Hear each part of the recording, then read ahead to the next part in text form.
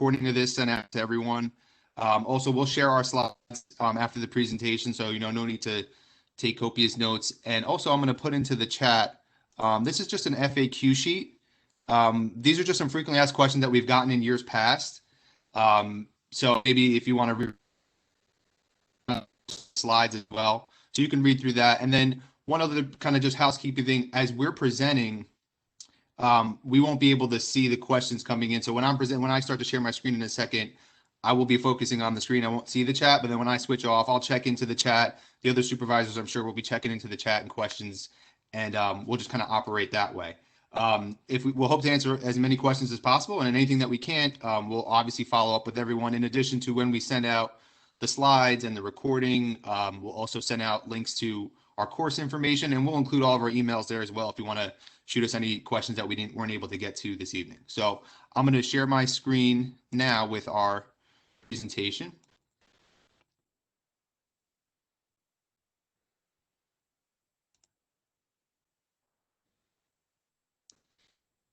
So hopefully, if one of the panelists want to give me a fine. Great. Okay. So welcome to AP night. And really the goal for tonight is to give you an overview of the entire AP process, as well as give you some specifics course to course. And so we're going to kind of take turns going over. I'm just going to kind of intro some things for everyone, and then we'll talk about the courses and then close out with some benefits. So first, I think it's a good place to start is that Columbia High School is very committed to every student's success. And we believe that the AP courses play an important part in that role. So that's part of the reason why we're here tonight, is to make sure that everyone's informed, make sure people have an understanding of what the expectations are of these courses, and and how to best position yourself to take them and then to be successful in them. So a couple of things we'll cover tonight is what it's like to take an AP course, what are the different offerings that we have, we'll speak to the different exams, the benefits, and then we'll close out with just some next steps on how to make these choices. And I guess this is a good time to share also, just to give you an idea of the timeline. Towards the end of this month, we'll send out communication on updated course information and the processes for students to begin to make their decisions. Counselor meetings will begin in February. And then by March, we're hoping to kind of collect all requests from students, and then we start to build the schedule for the coming school year. So this is kind of the beginning of this information, and we'll continue to share things this month and then start having our meetings with students in the months that follow. So first, what it's like to take an AP course. It's an important thing to know that the AP courses are run by the College Board. The College Board, you may also be familiar with them. They are responsible for the PSAT and SAT tests. And it's an important thing to remember, these are college-level courses offered in a high school. So a distinction that you need to remember is, yes, while these classes are happening at Columbia High School and being taught by Columbia High School teachers, many aspects of it are dictated by the College Board, as far as the curriculum, as far as the topics that need to be covered, as far as when the test is. And so, the teachers are well trained for this and well prepared for this. And there are things that obviously they need to meet for our students to be successful. A couple other things that we want to just highlight here on this second to last bullet point: students take the AP exams at the end of the course. It's the first 2 weeks in May are all the AP tests. And typically a score of 3 or higher on an AP exam can earn students college credit or placement into an advanced course. We'll speak to the more specifics later towards the end when we get to benefits. But just generally, and we'll share also the AP website. Generally, the AP website has really helpful tools. So you can type in something like, I went to the College of New Jersey. So if I want to go to the College of New Jersey and I'm taking AP Calculus, you just click those 2 settings and it'll tell you what score you need to get credit, and it'll even tell you how many credits you would get at that specific school. So that's a useful tool as well. And obviously that's one of the major benefits and interest things that students take from this experience. So a couple things we want to highlight too with myths versus reality with AP courses. AP courses are for students who always get good grades. Really the reality is for students who are academically prepared and motivated. And you'll hear us come back to the idea of motivation and passion a lot. Because these are challenging courses, right? And they're the toughest courses that we offer in our school. And so we want students to remember that when they're making their decisions, that, the passion is going to drive you through when you're up late studying, or maybe, when you have a paper that you're working on for a high level AP class, we hope that that your passion and your motivation for the learning is really going to carry you through some of those challenging times. AP courses are too stressful. Now more than ever, we're more conscious of our students, you know, their workload and the pressures of school. And so we are very cognizant of that and help students support, you know, and the AP teachers are very experienced in their courses. They plan things out very much. So they're very often helpful to kind of prepare students for what's to come. And then a couple other things I just want to highlight, you know, taking AP courses could hurt my GPA. You know, obviously getting a good grade always helps your GPA, but there are other things to consider too, is taking an AP course signals to a college admissions counselor that you're ambitious and you're willing to challenge yourself too. So that's another, you know, important thing to kind of add to the conversation. And lastly, this is an important one. I can't take AP because no one has recommended me. If you're ready to take an AP course, you can take it. We don't have a process where you need a teacher recommendation to take an AP class. By all means, I would encourage a student, if they're want to weigh the decision and check in with their current teachers or check in with any of the supervisors on this meeting tonight, we're happy to give you some feedback on what to expect and how to best prepare yourself. But everyone is welcome to take a course so long as they've met the prerequisites. And then specifics about the scores. This is kind of just a brief synopsis of what each scores kind of mean. So at the end of AP courses in May, students are often taking their tests, and you can get anywhere between a 1 to a 5 on the test. And these are kind of the designations for that. And so the ones highlighted in red are the ones that colleges will typically accept. Now, some colleges will only accept 4s. Many I see accept 3s, and that's something you can specifically check in with each college through the College Board site. And specifically here is as far as the qualifications. If you get a 5 on an AP test in a course, that means you're well qualified for the next course. You've mastered the material. You have a strong understanding of all the topics in the course, and then kind of cycles down from there. Remember too, just to highlight again, you'll see the FAQ link on the bottom of this sheet. So if you missed it in the chat, this link will take you to a PDF of our frequently asked questions from previous years. I'm going to try and share a quick video. When we tested it out, the audio was so-so, but I'll make sure this link also takes you to the video. So if you're having trouble hearing it at home, when we send this out later on, you'll be able to watch the video again. Just kind of an overview from the College Board of the impact of AP credit and some of the advantages that students can realize from it.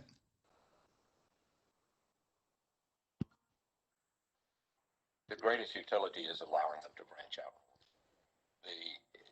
In some areas, economics, foreign language, mathematics, science, it moves them up in a progression. And the student with chemistry AP credit can go on and start his or her first semester here with organic chemistry. The students that have had AP typically can take more advanced courses earlier. It's about the placement, so they're ready to go. They take our later courses getting early, which means that they can advance more quickly through our program, maybe do research their senior year, do interesting internships earlier, bring that information back to Duke and form our curriculum based on what they do. Money is such a big issue now. Like, I'm paying my own way through college, and I don't know what I would be doing if I had to pay like the extra $4,000.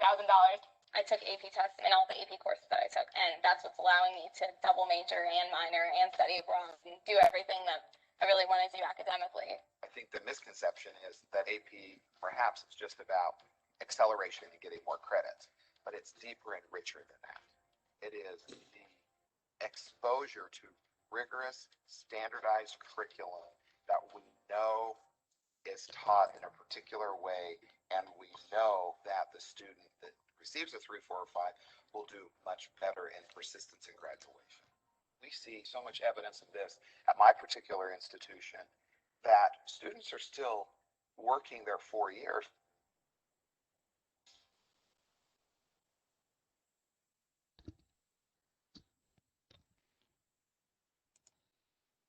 Okay, I'm going to switch back here.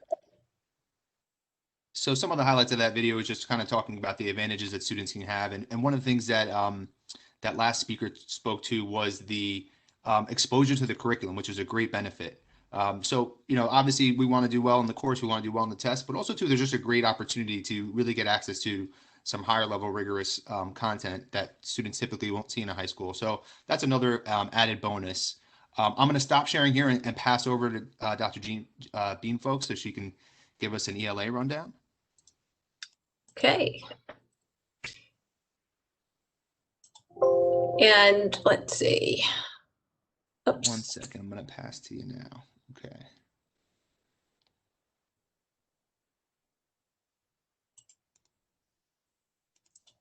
Okay, Dr. Bean folks, you should be able to get. All right, I'll try it. Here we go.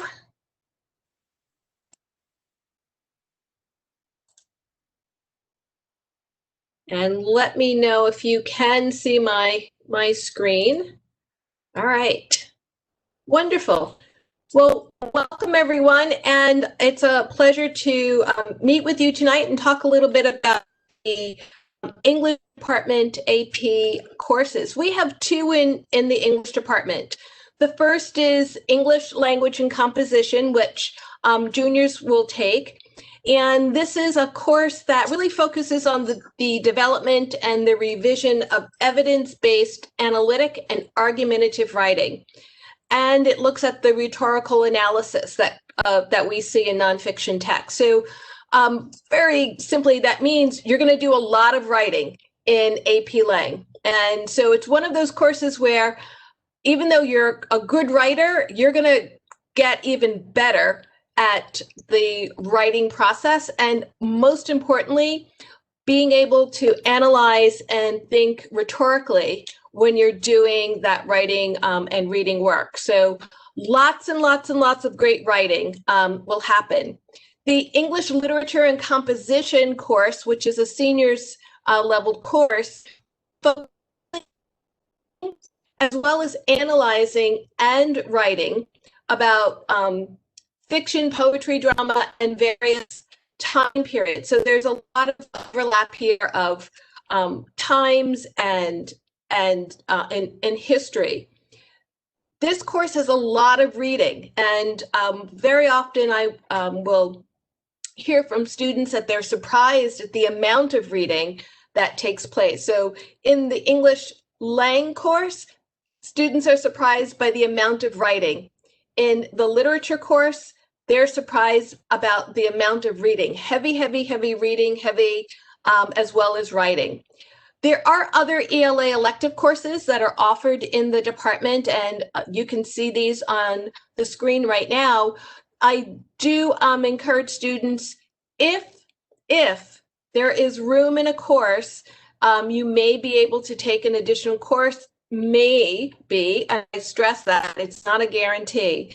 And then also, I also want to caution you that there are some courses, and you can always check with me or check with your guidance counselor, that you would want to check with your institution, their higher level institution, as to whether or not the course would be accepted at your institution. So all of the courses will qualify you for a New Jersey graduation requirements, but some states, some of our courses may not be acceptable. The other thing that I want to say is just about the ELA AP exams.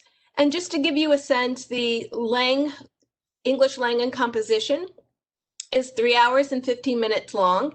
And that's why very often across the year, the teachers are preparing you, how do you write and how do you tackle that length of an exam, which has multiple choice questions as well as writing.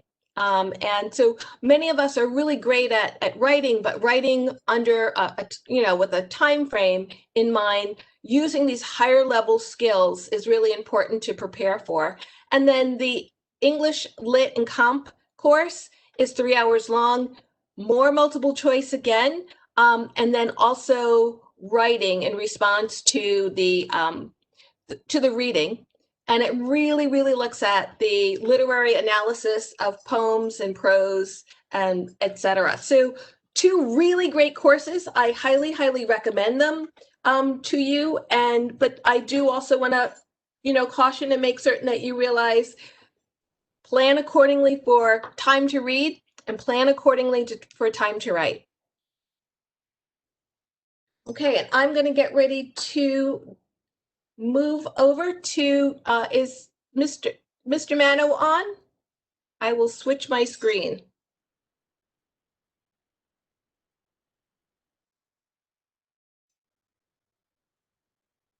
Mr. Mano's having some technical difficulties right now, so we might circle back to him. But Dr. Bean, folks, if you can stop sharing, take over, and then I'll explain to the group how we'll go from here. So, Okay. give me a second. Okay, thank you.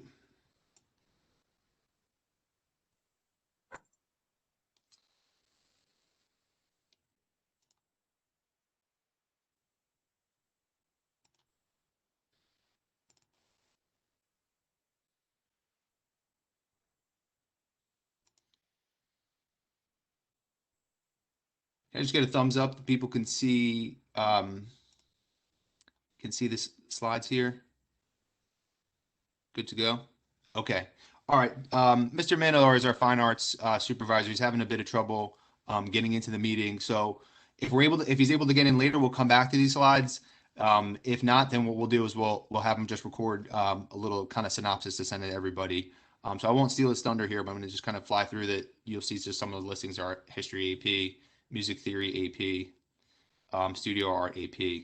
Those are the courses that he'll speak to us about either later this evening, or we'll make sure to get a copy of his presentation out to everyone. So again, my name is Jamil. I'm the STEM supervisor at the high school, and specifically we'll talk about the science and math department offerings this evening. I'll start with science.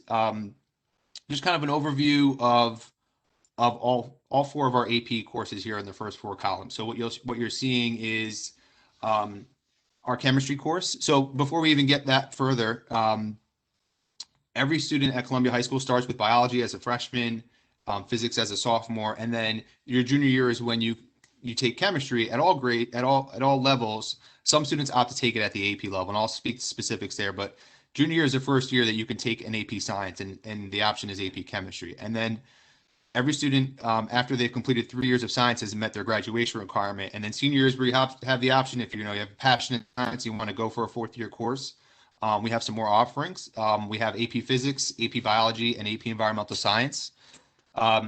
And underneath each, I just have some possible majors, because you always kind of want to think with the end in mind.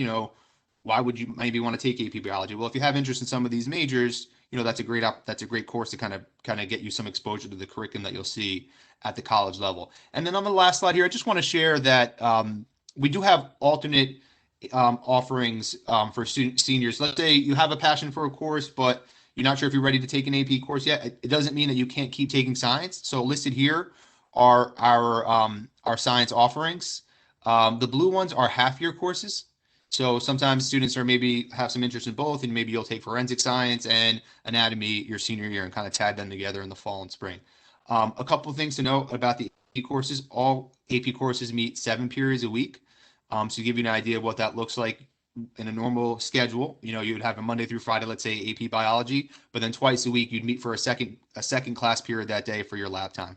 And students are expected to take the AP test, and also to an important last bullet here, courses include a summer assignment. So in the summer going into that AP class, you'll have a summer assignment. And the reason why we do that is, one, to kind of prepare students to hit the ground running in September, and to kind of give them an idea of some of the content that they'll be exposed to. So I'll now go through just each of these 4 courses separately to kind of give everyone just an idea. So the first 2 I'm going to speak about are AP Chemistry and AP Physics. And I kind of group them together because they're similar in their technical aspects. They're very much math focused. So one thing to note about AP Chemistry, it's 2 years of chemistry really in 1 year. Some schools will require their student to take a regular chemistry course first before going into AP, but we allow students to go right into AP if they want as a junior. Some of our students will take regular chemistry as a junior and then AP as a senior, but many that take AP take it their junior year. And so it's a lot of content. And so that's another reason why we have the summer assignments, and also we'll have some summer support for students.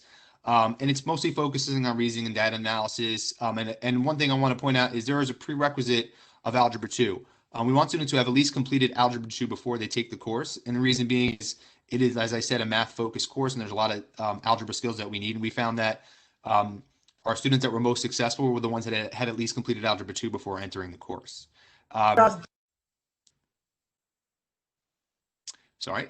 For AP Physics, this is, remember, every student takes a regular physics course in their sophomore year of college. So AP Physics sophomore year of high school, AP Physics in your senior year is an extension of that. And actually it covers 2 main units. It's our mechanics and electricity and magnetism. And I want to just highlight what that means. That means that when a student completes our AP Physics course, they're actually going to take 2 tests in May. They're able to take 2 tests. And ultimately, that could also mean that if they score well, they could get credit for 2 physics courses in college.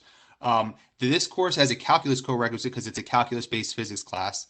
So we want students that when they're taking AP Physics to at least be in calculus at the same time senior year, or have already taken it before senior year, because we're obviously calling a lot of those skills. And so that's a major focus of the course. The other 2 AP Sciences are less math intensive, more so reading and analysis. First is AP Biology, which is one of our most popular AP Science classes. And again, it builds on some of the understandings that students develop their freshman year in biology, talks about biochemistry, the basic principles of life, and some of the listed here, just some of the unit highlights. It is reading intensive, so students will, have a lot of reading, have a lot of synthesis of that information, and it's and it's a popular course because it leads very well to many medical and biology fields. And then our fourth AP Science course that I'll talk about tonight is AP Environmental Science. And this is an interesting course because I wouldn't say it's math intensive chemistry and physics, but there is still some math skills involved, right, with percent change, growth rate, and those kinds of topics.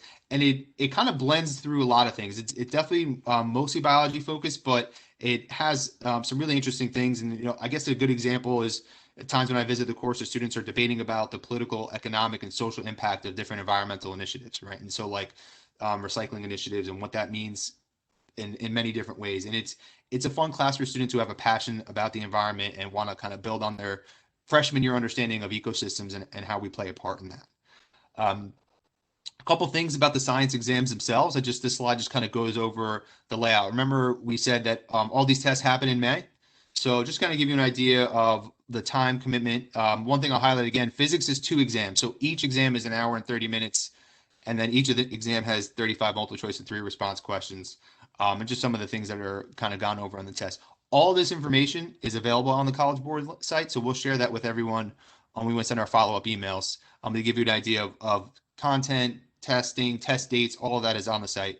And your students will obviously continue to be made aware of that as we get closer. I'm going to switch over to math. So again, for math, we have 4 AP courses that we'll highlight. Our calculus courses, there are 2, Calculus AB and Calculus BC. They're AP courses. I'll speak to that one and the difference between the two. And then AP Statistics and a newer course is AP Computer Science Principles. On the bottom here is just the prerequisites, meaning that you have to have passed these courses to be able to choose the AP course listed above it. And then also too, I just want to highlight some other options. Again, we have students that are interested in taking math like science as a 3-year requirement. And so maybe you've met your requirement, but you want to take something past that, but you're maybe not able to, maybe you're not up for an AP course. You have the options here on this right column here on calculus, advanced topics and mathematics. Calculus 3 and linear algebra actually come after an AP calculus course. So we do have some students that move through a pace. Great. And just some things on the bottom here. All students are expected to take the AP test, and most courses include a summer assignment. And I'll speak to those more specifically as we get through each slide. So first, AP Calculus, that's definitely our most popular AP Math course. And why take the course? And again, consider your interests and goals. If you have a passion for math, if it's something that you want to pursue, past high school, definitely then I think AP Calculus is something you should think about. Well, a lot of times students come to me and they ask me, Mr. M, what should I take AP Calc? Should I take honors? One of the things I like to do is sit down with them and say, okay, what kinds of things do you want to major in high school, in college? And then we'll go through the colleges and we'll pick a college, like what is your school you want to go to? And we kind of read through what courses are required. And if we see AP Calculus there, I definitely recommend for them to take it. This next bullet point here about which calculus to take. So AB versus BC is a common question. The courses are identical for about the first 60% of the year. So from September to around February, AB, AP, and BC AP are pretty much identical. They follow all the same topics, the same level of difficulty, the same types of material. What happens in February is the AB students are done. There's no new information for the teachers to cover, so they begin reviewing, getting ready for the AP test in May. The BC students get more topics, and they'll continue to work probably right up until April, even May, and then have obviously a shorter review time, and they take a different test. The BC students take a test that covers their whole year, so they could potentially, depending on how well they score, they could potentially get credit for 2 calculus classes in college, whereas the AB students, depending on how well they score, they'll get credit for 1 course in college. So if you want to think of it as like college semester, AB is 1 semester of calculus in college, and BC is equivalent to 2 semesters of calculus in college. And then honors is a non-AP course. We still cover a lot of the same material, but we have the flexibility. We don't have those students in honors having to take a test in May, so the teacher has some flexibility with their timelines and their depth and pace. And this is an important thing about what it takes to be successful. In my conversations with the AP teachers, they most often point to Algebra 2 skills. Because by the time you get to calculus, you have so much in your tool bag, so to speak, and you have to be able to call on the right things. And so, what's important for us to do here is to make sure that if you're kind of debating on how ready you are, kind of reflect on your time in Algebra 2 and how well that went for you, and that may give you a good indicator. I'm going to switch over to now. This is another popular question, especially from our younger parents: is how can I position my students to get to calculus before AP calculus before they graduate? And it really all dictates. It's all dictated by when you take Algebra 1. So if you see here, I have just 3 scenarios. If a student took Algebra 1 in 8th grade, that's our top row here. They just keep taking the next math class one each year, and they'll get to calculus by senior year. If a student took Algebra 1 even earlier, if they took it in 7th grade, which some of our students do, they just keep taking a math class and they actually get to calculus AP by their junior year. And then lastly, we do have some students that take Algebra 1 as a freshman, and sometimes they're concerned that that's holding them up, and it really isn't, because we have ways that will get you to calculus through your senior year as well. So it really just depends on what you choose to do next. If you choose to take geometry in 10th grade, you keep kind of cycling up. And then at some point, there's really 3 options. You can either take geometry and algebra 2 simultaneously. So that's that middle row here where you see geometry and algebra 2 in 10th grade. We allow students to take those together. So some students choose to take them together in 10th grade and then they're right back on track. Or we also offer both geometry and algebra 2 every summer. It's a full credit course taught by our teachers. It's our full curriculum. It's intensive. Students will sign up in the spring and they'll take the course pretty much right after graduation, and it runs through July. It's 5 hours of math every day, but it's a full course. And so sometimes our students who maybe didn't take Algebra 1 until their freshman year elect to take one of our courses over the summer to kind of jump their pace a bit to get into calculus. But I've never had a student that had that goal that we weren't able to get there. So I don't want anyone to feel like, you have to get into Algebra 1 as soon as possible, because any of these options will get you to calculus before you graduate. Our other 2 courses, we have AP Statistics. This one's a little interesting because it's a little bit divergent from the math sequence. As soon as you take Algebra 2, you're able to take it. It's not something that's necessarily part of a sequence that students go with this course than the next. It's a greater focus on reasoning and logic and communication.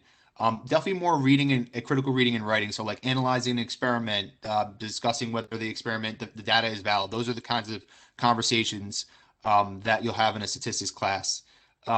We have a readiness indicator. If students are interested, just feel free to reach out to me and I'll share that with you. Just kind of a self-assessment to see if you're ready. And then it's roughly about 30 minutes a night for homework. And one thing I'll say, it's likely applicable to many fields of study.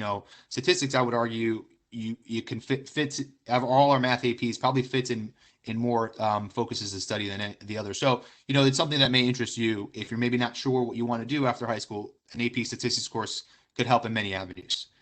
And the last course I'll talk about is AP Computer Science Principles. This is our coding course, and it's at the AP level. This is newer. This is just, I think, about the 3rd or 4th year that it's been offered by the College Board. And again, consider your interests and goals. If you see coding in your future, this is a great course. If you just see yourself in any kind of technical or IT field in your future, this is a helpful course because it's not just about coding. Students will do things like talk about the infrastructure of the internet, like how does email work? When you press send, what are actually the mechanics behind that to take your message and sends it over to the recipient? So that's part of the conversation that happens there. On the coding aspect, we have we use Python to teach a course. So many of our students have experience in our prerequisite course called Roadmaps to Computing in Python, and then this kind of builds off of that into an AP level.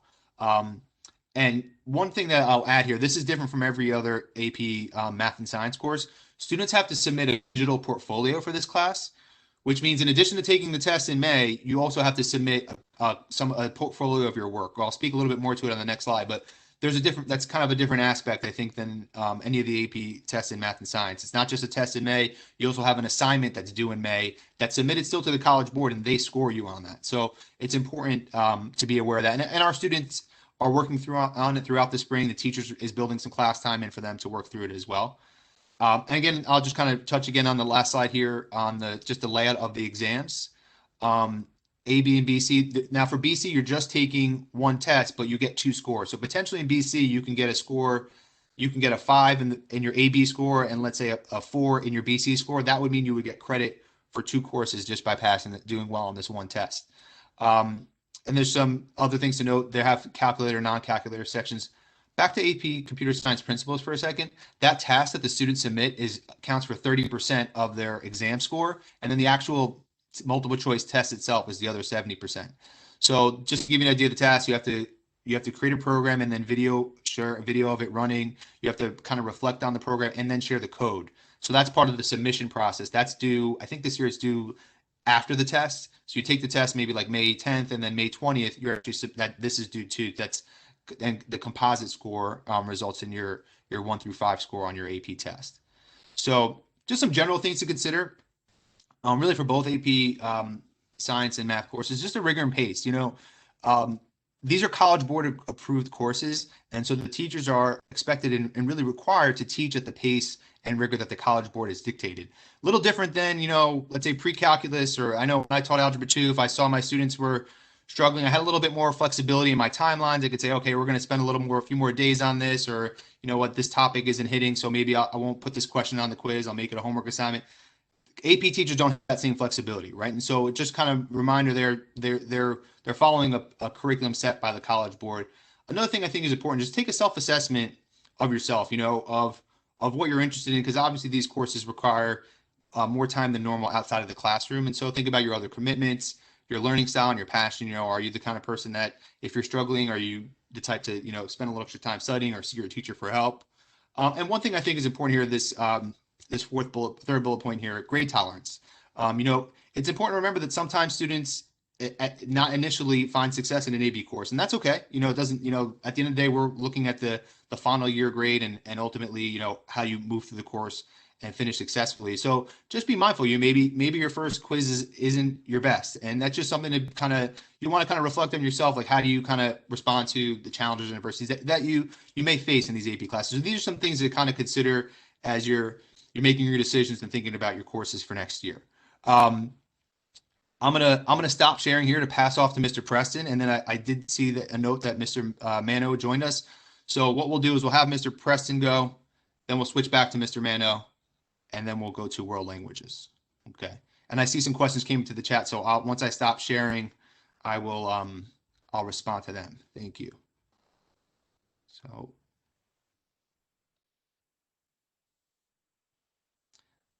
Mr. Preston, I am making you a presenter now. So once that loads, you should be able to share your screen. Jamil, you also have to elevate Mr. Mano to a panelist. Got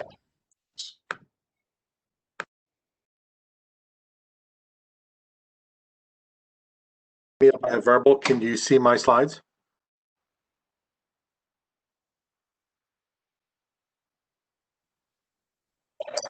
Not yet. Not yet. It's starting to load now. Okay. Okay. Now.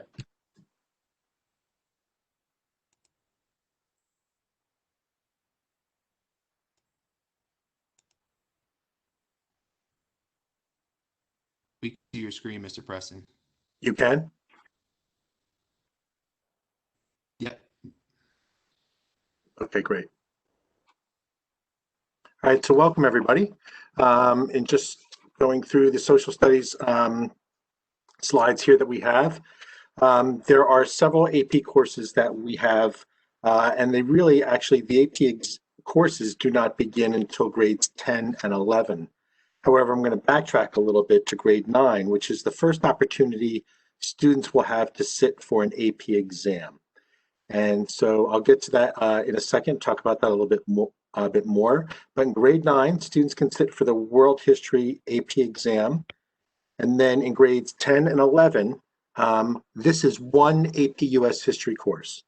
So during the scheduling process, you would actually sign up as a sophomore for AP US History 1, and you would automatically be enrolled as a junior into AP US History 2.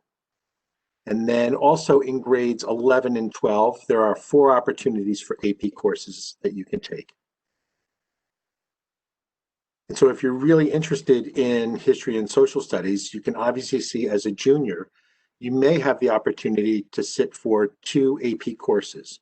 One would be AP US History 2, And then another AP history course as a junior would be any one of these. And roughly we have a handful of students who do that as they'll double up as juniors and take that. And then these 4 courses are also offered to any junior or senior. And so going back to grade 9, what we decided to do in grade 8 and 9 together is kind of teach students the skills and the dispositions and ways of historical thinking that will be introduced throughout a rigorous academic career at the high school in their courses.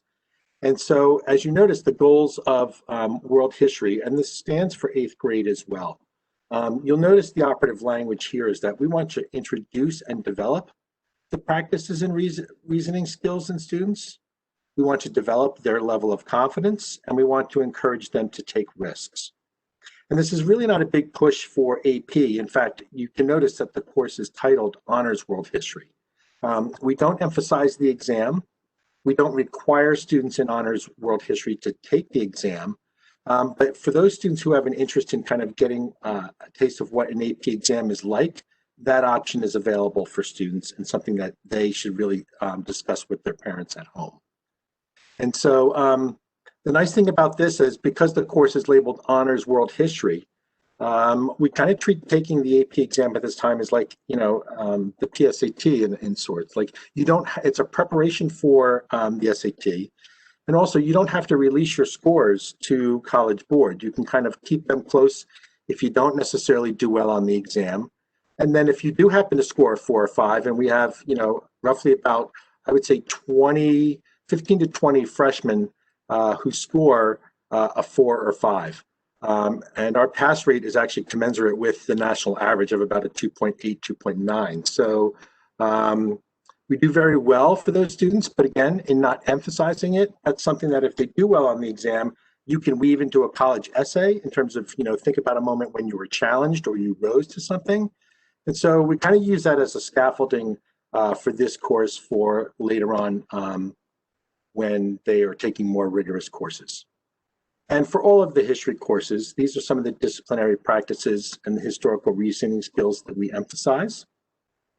And again, we really begin to lay the groundwork for this in a meaningful way beginning in grade 8. These things are not unfamiliar to students. In fact, 8th graders right now are doing an LEQ writing component, which is going to be actually on the exam in May. So we are really looking to scaffold and have those 2 courses, grade 8 and 9, be complementary. In grade 10 and 11, as I mentioned before, it's a 2-year course. Participation is required for both years. Enrollment after grade 10 is not permitted. And in most often cases, we have students are able to loop with the same teacher. And so this was the original 2-year AP course that we had. And we really kind of structured this and built it for student success. And really deep diving into the content and the writing skills and allowing students to do that over the course of 2 years with the same teacher.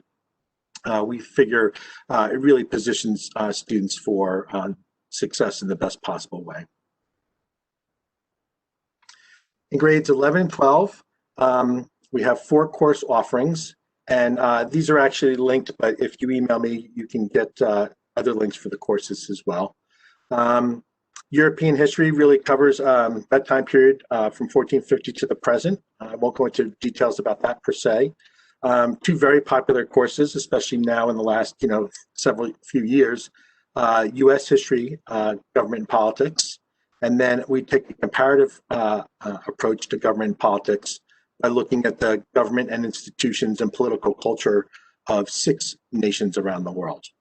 And if you're really interested in government politics, we suggest that you start with a nice foundation in taking U.S. as a junior and then comparative as a senior.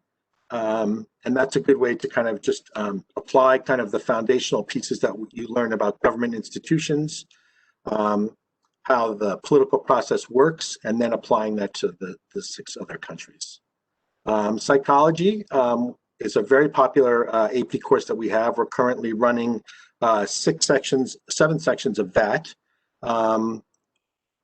We also offer psychology as an elective course. And so oftentimes this is maybe one of the first AP classes that students will take. And so if students are going to wait until their senior year, which is completely fine, to take their first AP course, they may want to consider, if their schedule allows, taking the elective to just get a flavor of what that course is like. But that's a very popular course as well. As Ms. Bahudin had mentioned, we don't have requirements for signing up for an AP. However, I think that there are certain readiness indicators that really position students to do well in AP over the course of their high school career. And that's a student who really has a B or B plus average in an honors level course. They have an interest in the subject for sure. And this is a lasting one, because I think what happens is they kind of sign up for a course for a variety of reasons. But, you know, the one thing that happens in a normal year with the course load in October, when the initial rush of, you know, school is over, the workload just doesn't stop. And it's a constant, intense content and skill development pace of AP. And you really should love the course or be very interested in the topic. Otherwise, it just becomes a chore and a slug to go through. And that does happen for some. So just to reiterate the point made earlier, you know, taking AP courses of topics that you really like, I think, is important. Okay. And we strive to comprehend, analyze, and evaluate a variety of materials. And students who are you know, tend to do well are consistently resourceful, independent, and responsible. And that's just, you know, getting help being organized, constantly kind of taking track of their workload over the course of a week or multiple weeks, stuff that when they go into college, they're going to have to be, you know, doing that on their own. And so one of the benefits of AP is that just the nature of the course and the demands, it kind of forces you to be, you know, structured and organized. And so in thinking about the number of AP courses that you know, can handle at a particular point in time, I think these are the readiness indicators in terms of juggling things outside of school with the amount of AP courses is an important thing to look at as well. Some of the things that are really positioned well for student success generally, but in AP class are also addressed here.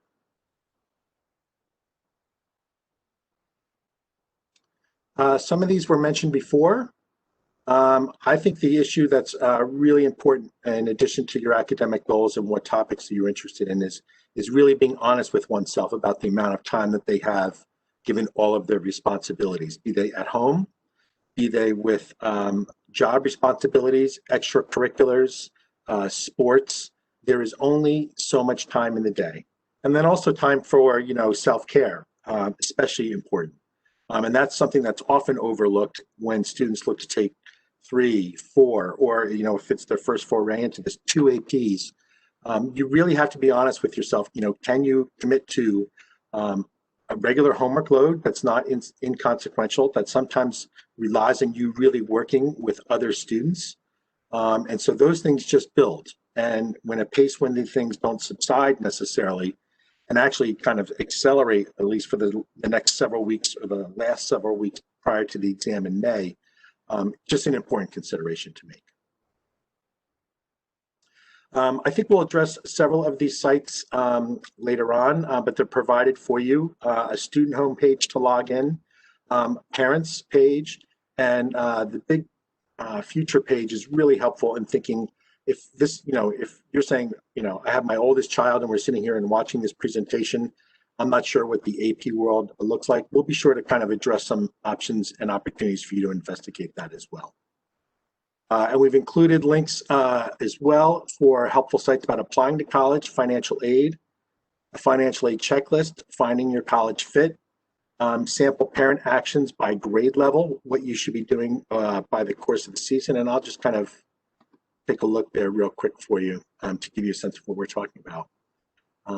So if this uploads quickly. I think College Board's done a really nice job in trying to support families and especially first-year students in kind of their approach to college overall. And this is one way to do that. But if it's not going to load, I think I'm just going to stop and go back. Yep. So I will do that. I will go back. So and that's it. I'll come back to more of these things later in the presentation. Thanks, Mr. Preston. We're actually going to change up the order a bit because Mr. Mano is able to join us. So if you want to, you can stop sharing, Mr. Preston. I'm going to, just to refresh the order, we're going to go to Mr. Mano to go over the fine art slides, then Dr. Robles to do world language, and then back to Mr. Preston to close this out. So next is Mr. Mano. Mr. Mano, just so you know, I don't, like we can, I'm sure you're gonna unmute, and then I don't see your video now. So if you want to turn that on, you can. And I'm going to send, so Mr. Mano, you have the presenter access now. So when you click share on the bottom here, you'll be able to share with us your fine arts presentation. And as he's setting up, just to reiterate what Mr. Preston said, the passion really drives students. You know, there'll be a time when, you know, we'll have, you know, a student may have a lang paper due on Thursday and a social studies test or a math test the next day and an AP course. And so that passion, that time management really carries them through those times. So Mr. Mano, we can see your slides.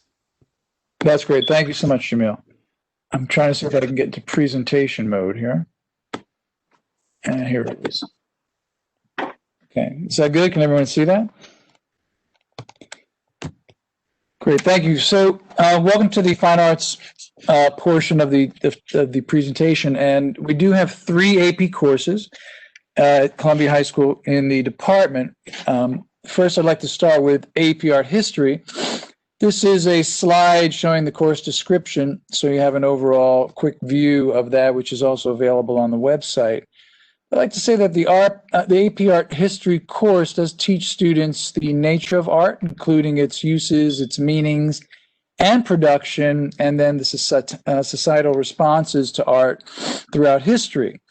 So this course seeks to really immerse students in a rich artistic traditions across cultures, dating from prehistory to the present, while fostering an in-depth understanding and appreciation of the history of art.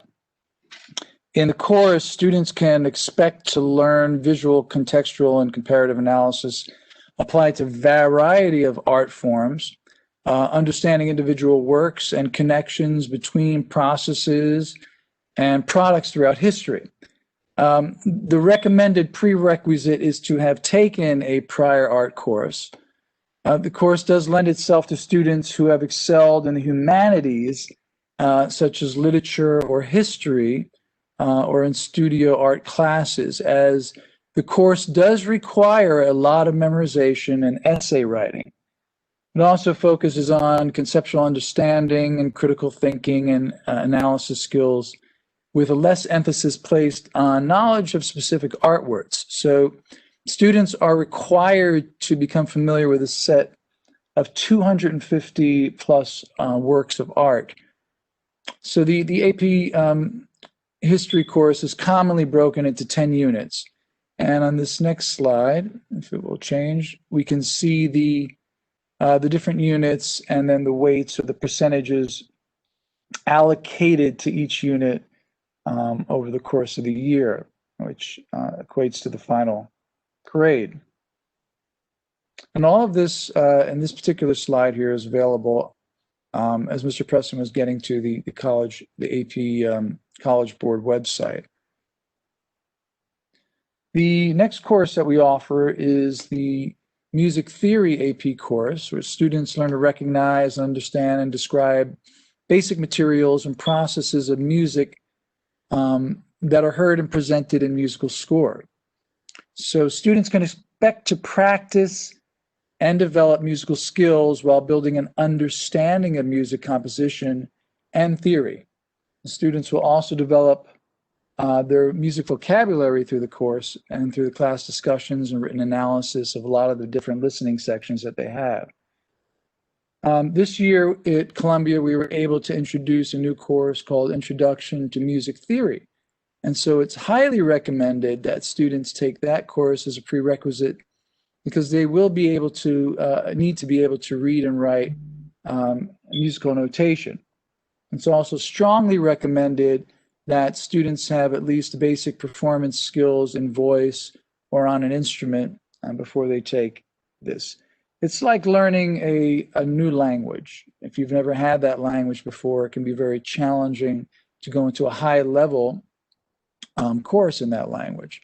So one thing I like to usually say at this time is that if you can sing, play, and write all of the notes of a D flat harmonic minor scale, then you probably may be ready for AP Music Theory. If you have no idea what I'm talking about, that means you should probably take some private lessons in theory and music classes and take the prerequisite, the Introduction to Music Theory class at Columbia.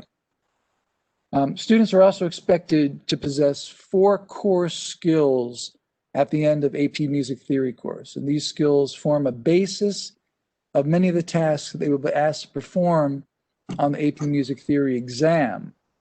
And so if we take a look at some of these core skills, they include analyze, perform music, analyze notated music, convert between performed and notated music.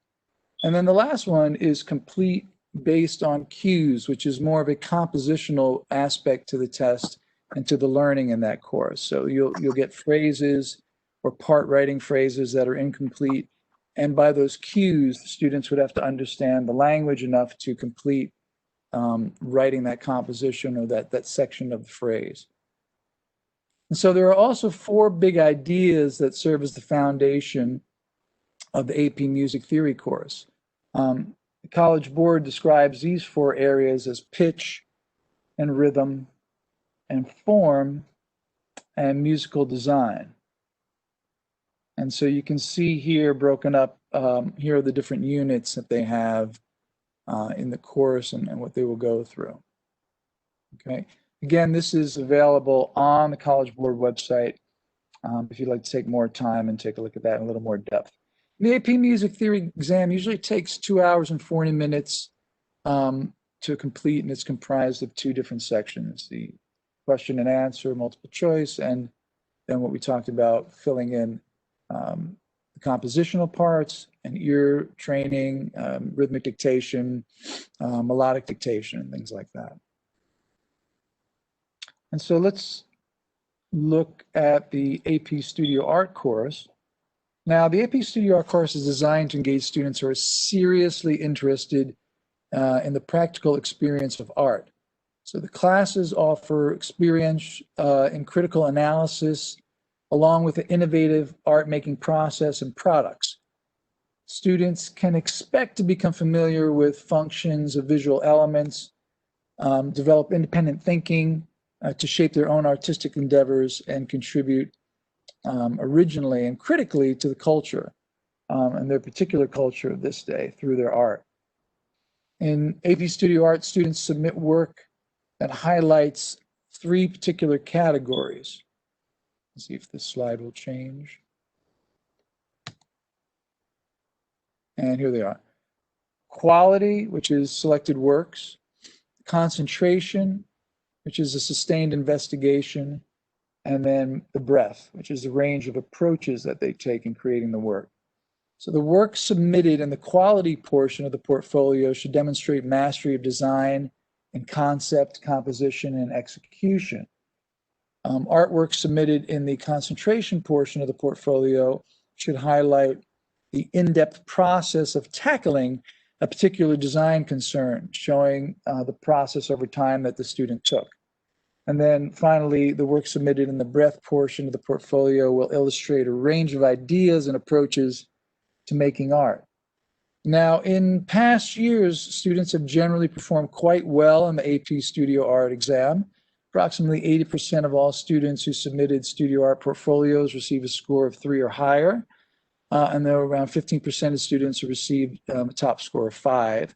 And almost a third of students submitting have received a score of 4. And another third receiving the 3. So we've done quite well, and we are geared up very well from our middle school programs and the course of sequences at Columbia High School to get students prepared for this particular class. You stay in sequence, Art 1, Art 2, Art 3, and some of the electives. And here are some samples of artwork from AP Studio Art from previous year. And certainly, if you have any questions, do feel free to put them in the question or the comments. And we look forward to seeing your students in the classes. That should conclude this portion of the presentation. Thank you. Mr. Mano. Okay, we're gonna switch over to Dr. Robles. And also, just so everyone knows at home, you're able to send us questions via on the right side of your screen via chat or Q&A. And again, at the end of this, we'll share our email addresses if there's something that comes up later. Okay, I believe that I'm sharing my screen now. Yep. Okay. So welcome everybody. We're really happy to be here and guiding you through our offerings in World Language Departments. As you will see in the World Language Department, we offer AP courses in language and in literature. In literature, we only offer one course, the AP Spanish Literature. And that mainly is the reason is because College Board discontinued some of the other literature courses. So right now we offer language courses in AP French, AP Italian, AP Spanish. We're hoping that in the future we'll be able to also offer AP Chinese as we are building the program. And then we have an opportunity to offer Spanish literature. So to understand more our courses, one of the first things that I like to say about about our AP courses, I know sometimes students get afraid of the idea of languages, the ideas of, do I have to speak the language perfectly to do well in the classroom? Can I make mistakes? Can I not make mistakes? And just to give you an idea, this is an intermediate course. So in other words, it means that you're going to receive college credit as if you had completed a 100 course, like 101, 102, 103 in college. So if you were to take AP Spanish, French, Italian, and you were to pass the course, you would be placed in a 200 course in college, or you will be waived the idea of having to take a foreign language in college for a graduation requirement. So with this, it's mostly to say that you don't have to be perfect. You can make mistakes in the language, that it is an intermediate course. Most of our students that come from a third-year course are able to enter into AP courses and language courses and do well. When I say a third-year course, I mean Spanish 3, French 3, Italian 3. So once you have completed that course, you can qualify to go to Spanish AP. It's just your choice. So in our department, you can either go to the AP courses or you can continue in a Italian 4, French 4, or a Spanish 4. But there is the option of taking an AP course. Our AP courses are focused on communication. So in using the language in the classroom. So with that, what I'm trying to say is that the teacher is going to spend most of the time trying to have the student interact in the classroom, talk and describe and engage in discussions, conversations. So most of the reading that is done in the classroom, it's done outside. So most of the time, students will have to have read an authentic source, a text outside the classroom, and then they'll come to the class to discuss that text. We're not focusing on grammar, so we expect that the grammar that the students need to know, they'll have covered by the third year of the language. Of course, we will introduce new structures and they will be fine-tuning some of the things that they know. But, if you are successful in a third-year course at Columbia, you're ready to take your AP class if you're interested in the language. The courses are mainly taught in the target language. We try to do that also with our third-year courses, so the students get used to just listening to the target language most of the times in the classroom. And mainly our AP courses are almost 100% taught in the language. Another important component of our courses is culture. So it's not only language, but there's a cultural part. So most of our courses will make sure that the students are become aware of and appreciate the culture of the language that they're learning, the practices, the perspectives. So there's a little bit about the course. Let me move to the next slide. So as I said earlier, a lot of those students are usually worried, when they're in Spanish 3 or in French 3 or Italian 3 honors, that, will I do well in an AP course? So as Mr. Preston said, if you're doing well in the classroom, if you have an average of a B, B+, and you will do well in the classroom, provided that you put the efforts that you need. So what are some of the things that you need to know when you come to one of those courses to see that you're ready? So you have to have control of basic grammatical structure. So you don't make many mistakes. You can make some with present tenses and past tenses and more simple structure. And then some of the more complex structures. You can make mistakes. It's okay. You'll fine tune that. So this is in terms of what you need to know. You need to be able to write an essay, because part of the AP course, you will have to write an essay.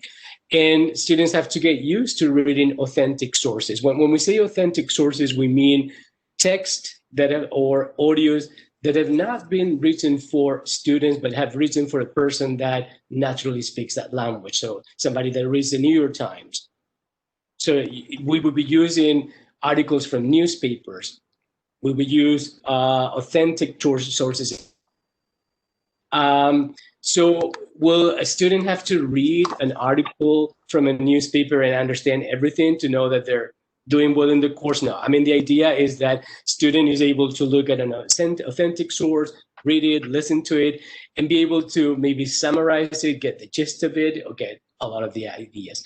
So again, I mean, I think I'm saying this just because I know a lot of times I hear that from the students that they're worried about their grammatical accuracy and taking the class. And that really, I've been doing AP readings for many years, and you don't have to be perfect to do that.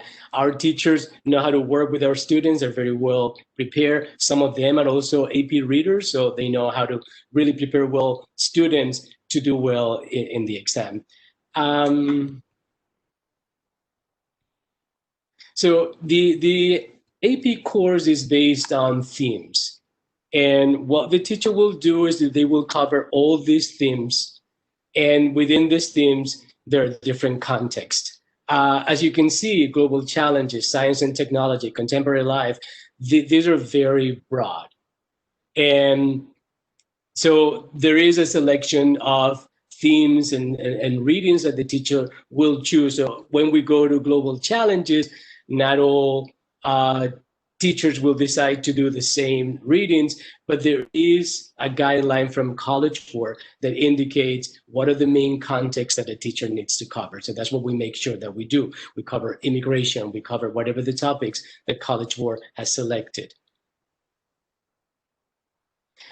This is the format of the exam. There are two sections of the exam. As you can see, the first part, it's the multiple choice part. 50% of the exam is your reading. There are different kinds of readings. There are readings that are just typical reading with a multiple choice. There are readings that also include audio, so the student will read a text, but the text will also have some audio parts to it, and they will have to answer. And then there's the listening part.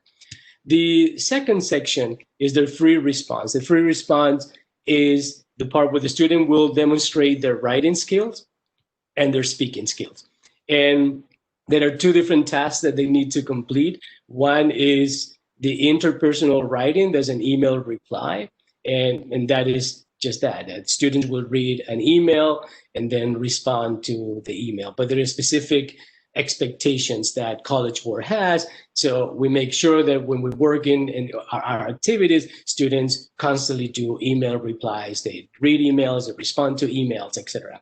And then there is an argumentative essay where students will have to write an essay based on 3 sources, and they will have to expose their point of view. And then the second part of that free response is their speaking. There's a interpersonal presentation, a speaking, where students will listen to a conversation. There will be prompts, and student will have 10-20 seconds to respond to that prompt. And then students have a presentational speaking that is a cultural comparison where they're expected to speak for 2 minutes and compare based on whatever question they got for the test, compare that with their own culture. So if it is a question that is about immigration in Spain, they'll need to compare, and contrast both topics in both in their own country and the target language that they're referring to. The other course that we offer is literature. In Spanish, College Board still provides an opportunity for students to do literature. We used to have an opportunity to also do it in French, but that exam was discontinued and College Board doesn't do that. Also, because we offer Spanish in the middle school, students have an opportunity to come to the high school directly to Spanish too. So they have more time and they're able to take 2 AP courses if they want to, because they will start freshmen taking Spanish 2. In 10th grade, they can take Spanish 3. And then in 11th grade, they can take AP Spanish and they can finalize with AP Literature. They don't have to follow that path. They can do AP Language. And if they're really not interested in literature, they're only interested in the language, then they can move to other courses. We have a Spanish 5 course. But really, the AP Literature course, it is a very similar to the English course. It's a literature course. Students are expected to read text from Spain, Latin America, from the United States, and will need to be doing particularly the same things that they do, analyze, criticizing a text. It is a more challenging course, but if you have taken AP Spanish language, you are ready to take that course. All our students that take the AP language and then take AP literature, they do very well in the courses. But, what I do say to the students is, if they're not interested in reading, if they don't like reading that much, then maybe that would not be the course for them. They're going to have to read texts in Spanish that might, like El Quijote maybe, or the contemporary text, and some of those texts are challenging. Like in AP language, we're expecting students to read that at home. So in the classroom, they can discuss the test.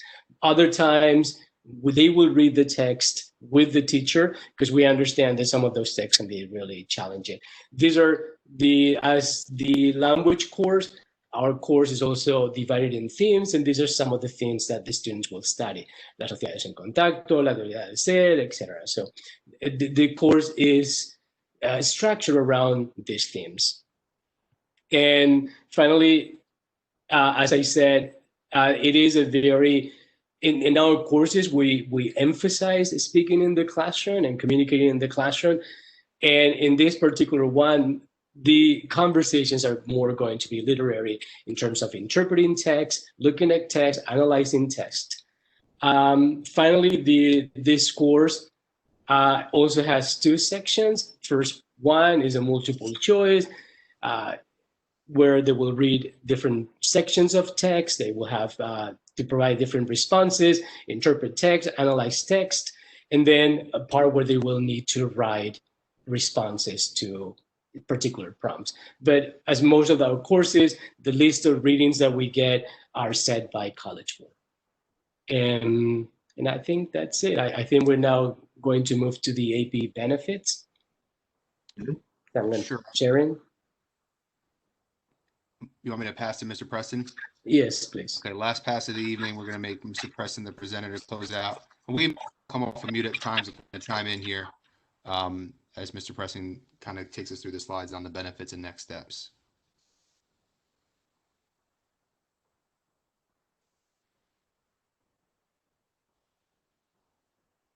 You're good to share whenever you're ready, Mr. Preston. Okay. Can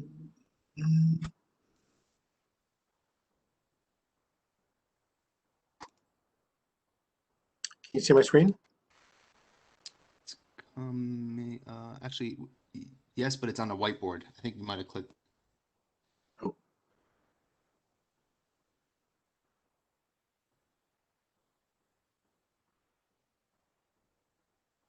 Sorry about that.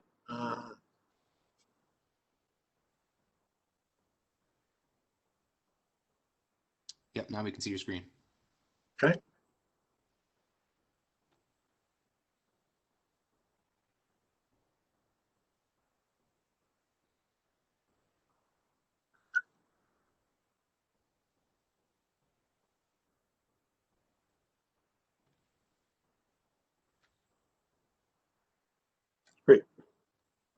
Okay, and colleagues and Dr. Bean folks, please feel free to chime in as needed. So the benefits of taking the course. Really, College Board really indicates that the strongest predictor of success in college is participation in at least one AP course.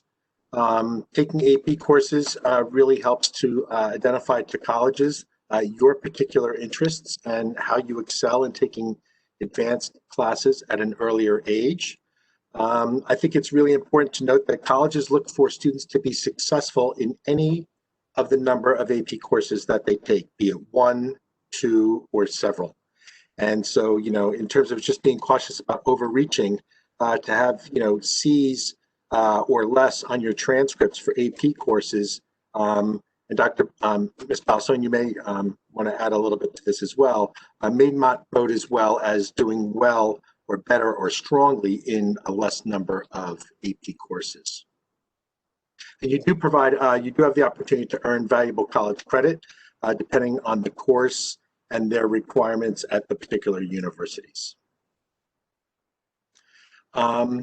Each college and university has its own policies regarding AP credit and placement, and the College Board offers information about this as well. And so if you look, for example, at, I thought I had this here up. Let's see if I can do this.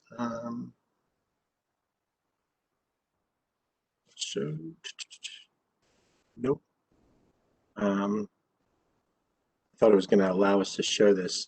But really, the small diagram indicates here, let's see if it'll come up here quickly. Yep.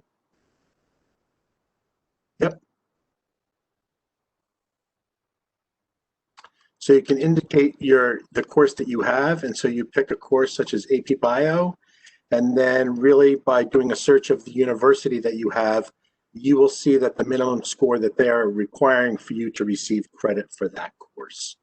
Okay, and so the search filters are up here above that. You can see that, so you can get a really sense whether you need to score. Some universities only take a 5, others will take a 3 for certain courses, so you're able to do that. Okay.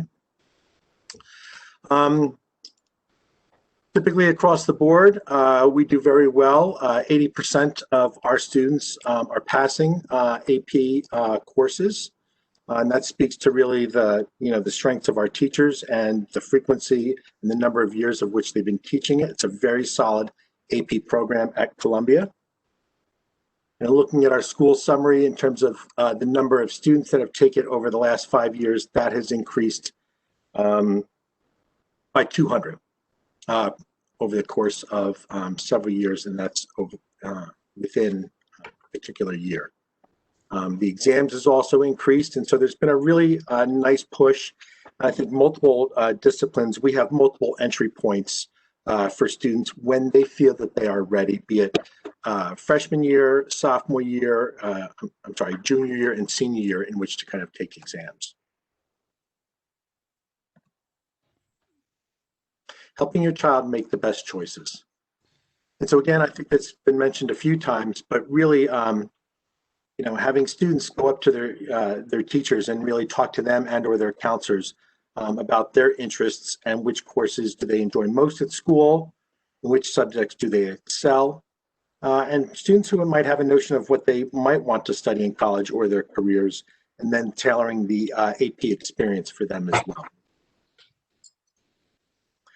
There's a real big effort at Columbia High School, again, to kind of encourage students and support students who want to take AP courses, especially for those who are thinking about maybe, their first AP course and what that might be. And so the counseling department has done a really fantastic job of kind of supporting students and thinking about that as well.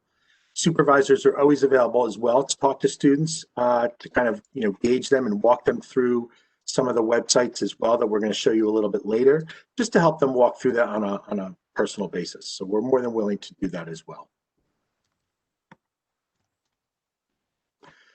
Students who enroll in AP course are expected to complete the course and are encouraged to take the AP exam. Summer assignments are required in most, if not all, AP courses. Those assignments are given in May and June to students.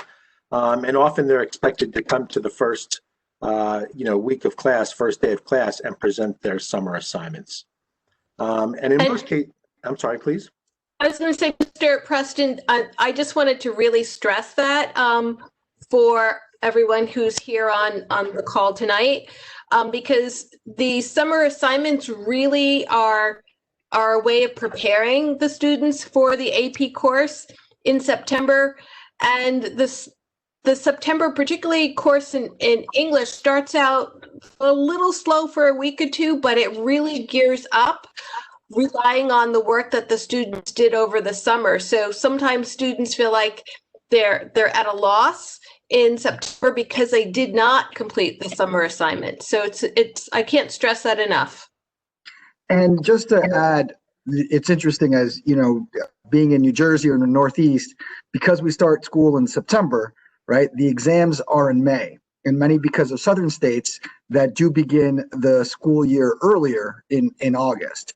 And so for schools in the Northeast, we have a truncated school year, if you will, when you compare it to other states and AP. And so that summer work is valuable work for our students, and they are kind of at a disadvantage geographically in a way, and really need to take that summer coursework seriously. And that's why we do offer, or we do have summer work as well. And this is a great opportunity for, a student when the summer is a lot more open-ended for some, to just kind of, gauge to what extent do they negotiate the content or the tasks that are required. And that's just a good way to kind of figure out whether this course is going to be something that is right for him or her. Roles in parents and guardians. So teachers provide a syllabus. It's important to kind of review that with students, any individual policies or practices that a teacher in an AP course has. It's important to review and understand that. And again, a transition a lot of times that's new is that this is a college course. And so the teachers are, taking the position that this is not, a high school approach necessarily all of the time. It's in some ways, it's in terms of the expectations and or deadlines. There's a blend between high school expectations and college expectations. While teachers are more than willing and able and available to support students for sure, but there is a level of structure that they're required to do because all courses are certified by the College Board. Again, some of the websites that we have linked for you are available here. The credit policy I showed you, career planning and big future, and AP information on the AP student page. And so this is something that if students have not yet done that, that's something that they should go ahead and do. And just take a look at that page. While it might require my login, I'm not sure if it's going to load for me here. Probably not. But one thing that I also wanted to show is, and there's a link to this on page, I think, 48 of the presentation. And College Board has provided a number of student profiles. And this is really, I don't know, about a collection of 20 to 30 individuals. And it gives just a brief highlight of kind of all of ranges of experience that brings this student into AP and what that meant for them. So if you take a look at Stephanie, for example, you're going to see her profile, and then that's going to bring you to just a video clip about her personal experiences. And then it's also going to kind of, my internet's being a little bit wonky. Oh, here we go. So it's a brief clip here that she'll be able to relate a certain aspect, whether it's getting aid, whether it's a student who dropped out of high school and then was looking to get into college, students who may have gone to community college and then transitioned. And so they provided these, brief bios for you to kind of way to connect people from a variety of different experiences coming into AP, which I think is really nice. Another thing too that I alluded to before was this idea of a parent action plan. And they break this down for grades going all the way, I believe, down into middle school, if I'm not mistaken.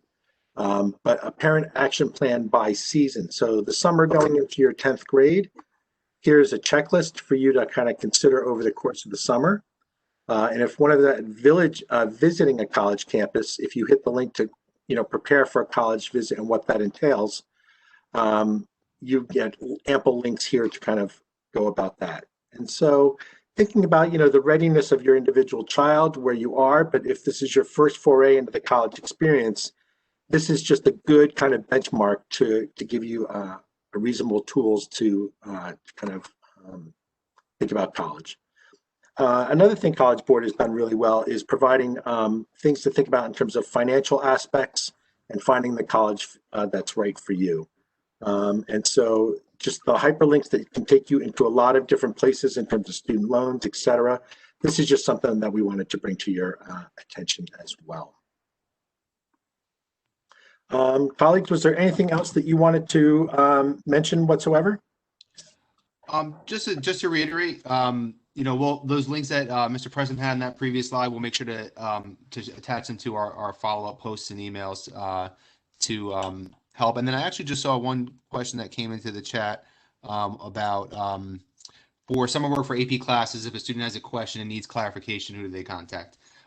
So typically it's the answer to that question is the AP teacher. Oftentimes what we'll do is we're typically able to get the schedule set up before the last day of the prior school year. And so we have the AP teachers know their kids in advance and they're able to kind of set up contact with them via email, or if they want to set up any kind of, group classroom setting to make sure they're distributing material, distributing assignments. And then, usually they'll share their email address over the summer. Sometimes teachers will even kind of touch base here and there over the summer, depending on the course and the level of need. But yes, there's definitely help available for students with they have their AP classes. And it's not as though, you do your AP summer assignment and then on day one, you're taking a test on it. The teachers are going to come and kind of reflect with you, take some questions, and then move into the course. And so, I hope that we covered of a lot of the questions that many of you have, and we have a copy of any questions that are coming in. So we'll make sure to get back to anybody that we weren't able to catch today. But I just want to say thanks again for everyone coming. Honestly, the biggest thing that you can do is what you're doing right now is getting informed. Mr. Sanchez, you seem like you want to chime in with something. Did you want to share something? I'm sorry to interrupt, sir. I just want to, before I thank you guys as well for your time, and I really appreciate how curriculum and instruction supervisors have all come here to support our students. And, I noticed that when we gave out textbooks this summer and students were coming in to get their textbooks, they know you. So I really do appreciate your support of our students and of course our teachers, and how much you support our AP teachers in this process as well. Because as you said, it is a prescribed curriculum, and you also advocate very strongly for them and get them the right resources and support. So we thank you. I just want to also just let Ms. Balisone, if you don't mind, Ms. Balisone, I'm going to put you on the spot. The reason why we do this, of course, in January, AP night, is because what's starting in the next couple weeks? So this is just the first of a lot of information that's going to start coming at you regarding the course request process for next year. So we're really excited. The current juniors are going to get some preliminary information next week about scheduling their junior meetings with their counselors, and there will be some course request information there for you to review prior to your meeting starting. And then the following week, that last week in January, we're hoping to have all of the course request information out to all of you. So the updated program of studies for next year, instructions on how to put your course requests into PowerSchool, little cheat sheets for each grade. So lots of good information is coming towards the end of the month, and there'll be plenty of opportunities to meet with counselors individually. And we'll also host some nights like this, just a little more informally, where a counselor is just sitting there on a Google Meet available if you wanted to drop in and ask any scheduling types of questions. So we'll have all that information coming to you in the next couple weeks. Thank you. Jamil, it's the curriculum team. Thank you again so much. I appreciate this. So it's all yours. And thanks, Ms. Balso. Thank you, everyone. Look for a follow-up and we'll send a recording out and slides and every other useful material. Thank you so much for your time. And I'll make sure to include our email addresses if you want to send us any direct questions. Have a good evening and thank you. Thank you.